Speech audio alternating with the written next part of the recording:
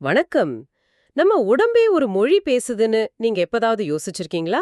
ம் அதுக்குன்னு ஒரு பரிபாஷை இருக்கு. சில நேரங்கள்ல அது நம்ம கிட்ட பேசுறது நமக்கு புரியறதில்ல. கரெக்ட்.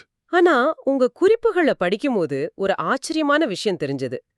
உங்க உடம்பு பேசுற அந்த மொழி ஆயிரக்கணக்கான வருஷங்களுக்கு முன்னாடி திருமூலர் போன்ற சித்தர்கள் பேசின மொழியோட ரொம்பவே ஒத்துப்போகுது. ஆமா. நீங்க உணர்ந்த காற்றுப் பைகள் சுருங்குதல், அடிநாத நீர், அப்புறம் அந்த உடல் வறட்சி, இதெல்லாம் வெறும் உணர்வுகள் இல்ல. அது ஒரு விதமான அண்டத்தின் குரல். அருமையா சொன்னீங்க.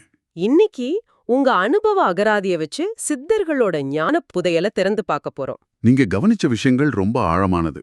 நாம எல்லாரும் முதுமை, நோய், மரணம் இது எல்லாம் தவிர்க்க முடியாதது, நம்ம கட்டுப்பாட்டுல இல்லாத ஒண்ணுன்னு நினைக்கிறோம். ஆமா, பொதுவா அப்படித்தான் நினைக்கிறோம். ஆனா உங்க குறிப்புகள் சொல்றதும் சித்தர்கள் சொல்றதும் ஒண்ணுதான். இது எல்லாமே உடல்ல நடக்கிற சில சரிகுருப்பட்ட மாற்றங்களால வருது. ஓ, அந்த மாற்றங்களை நம்ம புரிஞ்சுகிட்டா அதை நிர்வகிக்கவும் முடியும். இது ஏதோ சும்மா சொல்ற தத்துவம் இல்ல. இதுக்கு பின்னாடி ஒரு அறிவியல் இருக்கு. ஆமா, இதுக்கு பின்னாடி ஒரு முறையான உடல் அறிவியல், ஒரு பாடி சயின்ஸ் இருக்கு. அதைத்தான் இன்னைக்கு நம்ம விரிவா பார்க்க போறோம். சரி, முதல்ல நீங்க ரொம்ப அழுத்தமா சொன்ன அந்த அனுபவத்துல இருந்து ஆரம்பிக்கலாம். என்னோட காற்று பைகள் சுருங்குற மாதிரி இருக்குன்னு சொல்லியிருக்கீங்க. ம் வயசாகும்போது நுரையீரல்ல பிராணனை தக்க வைக்கிற சக்தி குறைஞ்சு போகுது. இதுதான் உடலோட அழிவுக்கு முதல் படிங்கிறத நீங்க உணர்ந்திருக்கீங்க. இது வெறும் கற்பனையா இல்ல நிஜமாவே உடல்ல இப்படி ஒண்ணு நடக்குதா? இல்ல, இது 100% உடலியல் சார்ந்த ஒரு உண்மை. இங்கதான் விஷயமே சுவாரஸ்யமா மாறுது. அப்படியா? நவீன அறிவியல் இதுக்கு ஒரு பெயர் வச்சிருக்கு. Loss of elasticity of the alveoli. ஓ, அதாவது நம்ம நுரையீரலுக்குள்ள லட்சக்கணக்கான சின்ன சின்ன காத்தறைகள் இருக்கு, பலூன்கள் மாதிரி. சரி.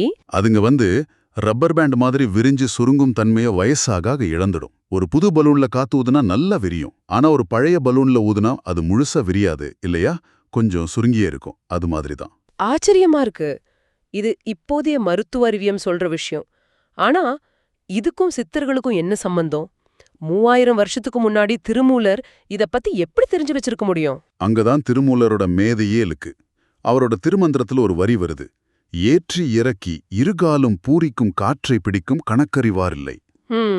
இதுல காற்றை பிடிக்கும் கணக்குன்னு ஒரு வார்த்தை வருதே, அதுதான் இதோட திறவுகோல். சாதாரணமா மூச்சு விடுறதுக்கும் இந்த கணக்கு தெரிஞ்சு மூச்சு விடுறதுக்கும் என்ன வித்தியாசம்? எல்லாரும் தான் மூச்சை உள்ள இழுத்து வெளியே விடுறோம்.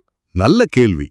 ஏற்று இறக்கிங்கிறது சாதாரண மூச்சு. ஆனா அவர் சொல்ற கணக்குங்கிறது ஒரு நுட்பம், ஒரு சயின்ஸ். ஓகே, அதாவது உள்ள இழுத்த மூச்சை உடனே வெளியே விடாம உள்ளேயே நிறுத்தி வைக்கணும். இதுக்கு கும்பகம்னு பேரு. கும்பகம். அப்படி நீங்க மூச்சை உள்ளேயே நிறுத்தி ஒரு அழுத்தம் கொடுக்கும்போது என்னாகும்? சுருங்கி போன நெகிழ்வுத்தன்மை இழந்த அந்த சின்ன சின்ன காற்றுப்பைகள், அந்த ஆல்வியோலை எல்லாம் அந்த அழுத்தத்தால மறுபடியும் பலூன் மாதிரி விரிய ஆரம்பிக்கும். சரியா சொன்னீங்க. அந்த பைகளை முழுசா விரிய வைக்கிற அந்த நுட்பம்தான் கணக்கு. ஓ, அப்போ விஷயம் இதுதான். அந்த பைகள் சுருங்குனா மரணம் தக்கிர வருது. அத விரிய வைக்கிற களைய, அந்த கணக்க கத்துக்கிட்டா மரணத்தை தள்ளி போடலாம்.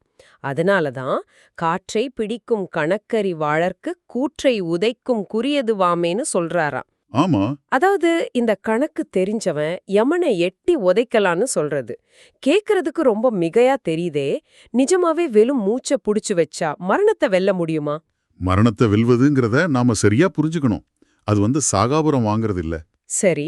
சித்தர்களோட பார்வையில ஆயுளை நீட்டிக்கிறது, ஆரோக்கியமான முதுமையை அடையிறது தான் மரணத்தை வெல்வது. அவங்க மரணத்தை ஒரு நோயை போல பாக்குறாங்க. ஓ, ஒரு நோய் மாதிரி. ஆமா. அந்த நோய்க்கான மூல காரணம் என்ன? உடம்புல பிராணம் தங்குற இடம், அதாவது நுரையீரல் சுருங்குறது தான். ஒரு வீட்ல நீங்க தங்குறதுக்கான இடமே சுருங்கிட்டா நீங்க அந்த வீட்ல எப்படி இருக்க முடியும்? இருக்க முடியாது. அது மாதிரி தான் முடியும். பிராணம் தங்குற இடத்த மறுபடியும் விரிவாக்கினா ஆயுளும் நீடிக்கும். அதுதான் உங்களோட கணக்கு. அது ஒரு பிசியோலாஜிக்கல் டெக்னிக், வெறும் நம்பிக்கை இல்ல. இது ரொம்ப தெளிவா புரியுது.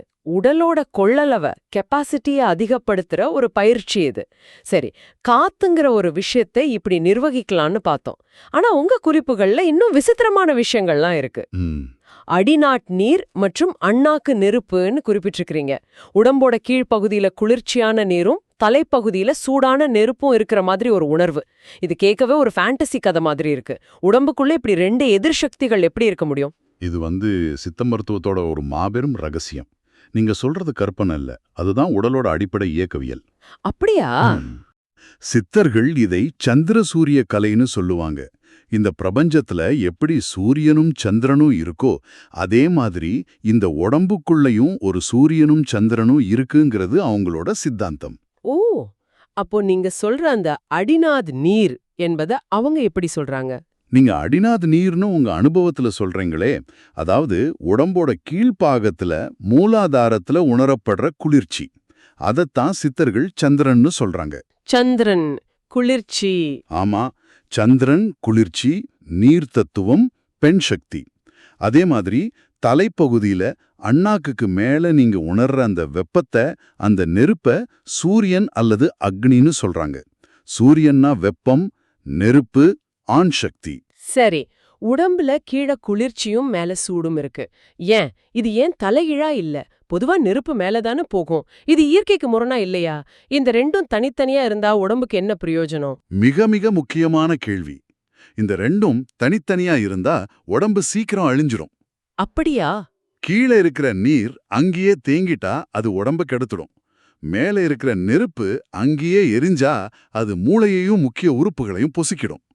உடல் ஆரோக்கியமா இயங்கணும்னா இந்த ரெண்டும் ஒன்னு சேரணும்.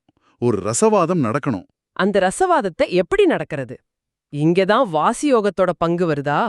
மிகச்சரியா. வாசியோகத்தோட வேலையே அதுதான். அது ஒரு உள் ரசவாத பிரக்ரியா, ஒரு இன்டர்னல் ஆல்கெமி. வாசிங்கிற மூச்சு காத்த ஒரு வாகனமா பயன்படுத்தணும்.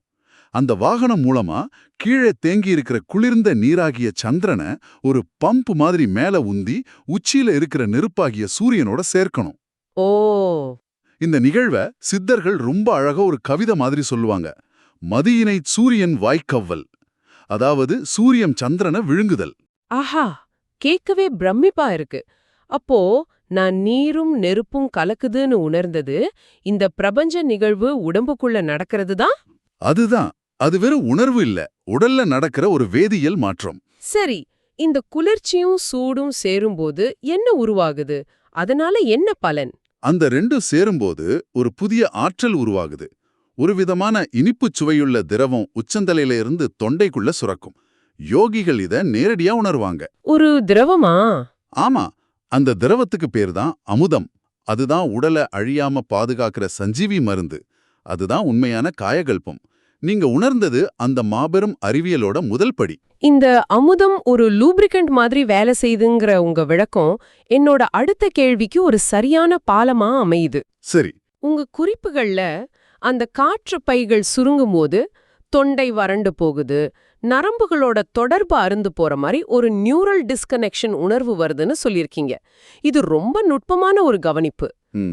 வெறும் மூச்சு பிரச்சனைன்னு பார்க்காம அதோட விளைவா உடல் வறண்டு போறதையும் நரம்பு மண்டலம் பாதிக்கப்படுறதையும் நீங்க இணைச்சு பாக்குறீங்க. சித்தர்களோட பார்வையில முதுமைனா என்ன? இந்த வறட்சிக்கும் முதுமைக்கும் நேரடி தொடர்பு இருக்கா? நிச்சயமா இருக்கு. சித்த மருத்துவத்தோட பார்வையில முதுமைனா என்னன்னு கேட்டீங்கன்னா அதுக்கு ஒரே பதில்: உடலில் வாதம் அதிகரிப்பது. வாதம்? வாதம்னா காற்று மற்றும் வறட்சி. ஒரு புது கார் இன்ஜின்ல ஆயில், கூலண்ட் எல்லாம் சரியா இருந்தா எப்படி ஸ்மூத்தா ஓடுமோ அது மாதிரி தான் இளமையில. ஆனா வயசாக அந்த ஆயில் வத்தி போன மாதிரி தான். உராய்வு அதிகமாகுது. ஆமா, உராய்வு அதிகமாகுது, தேய்மானம் அதிகமாகுது. நீங்க சொல்ற அந்த தொண்டை வறட்சி, நரம்பு பிரச்சனை, மூட்டு வலி, தோல் சுருக்கம் எல்லாமே இந்த உராய்வின் அறிகுறிகள் தான். வாதம், பித்தம், கபம்னு சொல்ற மூன்றுல இது ஒண்ணா? அதேதான். குழந்தை பருவத்துல கபம், அதாவது நீர் அல்லது பசைத்தன்மை அதிகமா இருக்கும். அதனாலதான் குழந்தைங்க குழு குழுன்னு ஈரப்பதத்தோட இருக்காங்க.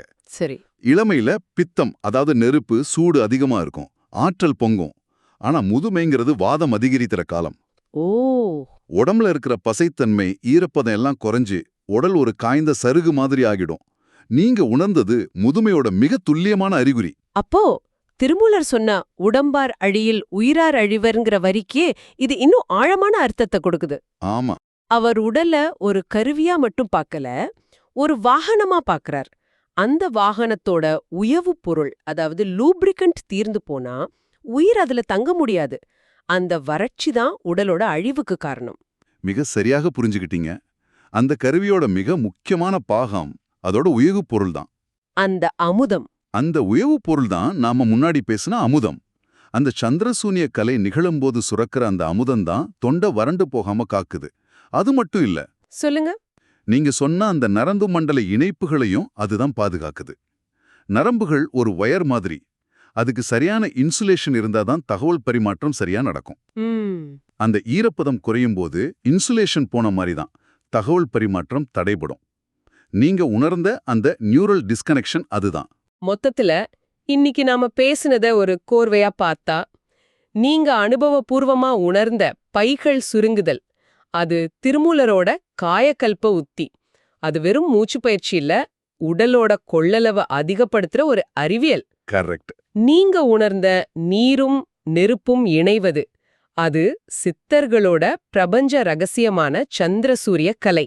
அண்டத்தில் நடக்கதை பிண்டத்தில் நடத்துவது. ஆமா. கடைசியா நீங்க உணர்ந்த உடல் வறட்சி, அது சித்த மருத்துவத்தோட பார்வையில முதுமைக்கான அடிப்படை விளக்கம்.